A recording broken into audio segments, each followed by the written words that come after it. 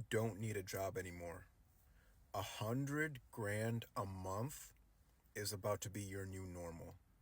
And if you don't believe me, you're gonna believe me after I tell you one of the biggest secrets that wealthy people have been gatekeeping from you for the longest time. So you know what a trust fund is, right? When you think of a trust fund, you think of wealthy people that use it to protect their assets so they can pass them down to their kids. But something you probably didn't know is that it's not only people who are already wealthy that open trust funds. People who are broke open trust funds, and they use them to become wealthy. And now you're probably wondering how they do it. Well, I'm about to tell you, so make sure to save this video. So you open up a trust fund, which anyone can do, and then you buy an asset to put inside that trust fund.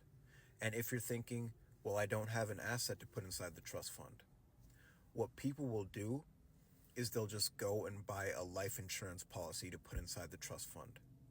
Life insurance policies are very inexpensive and they're accessible to almost anyone. You can get in $1 million policy for anywhere between $100 to $200 a month. So if you were to buy that $1 million policy and put it inside your trust fund, that would bring your trust value to $1 million. And then you do what the ultra rich do all the time, which is borrow against their assets. People like Jeff Bezos and Elon Musk, they don't just have billions of dollars sitting in a bank account. Their wealth is tied to their stock. So when they need money, they go to a bank and they borrow money and they just use their stock as collateral. And you can do the same thing with your trust. Because you put your life insurance policy inside your trust, you can now borrow against the value of that life insurance policy. Now, if you borrow the money, you can do what you want with it.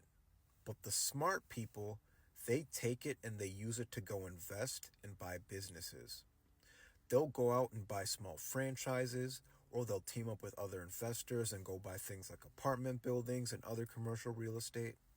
And once they start collecting profits from those businesses, they'll go back and they'll pay off the loan that they used to acquire those businesses in the first place.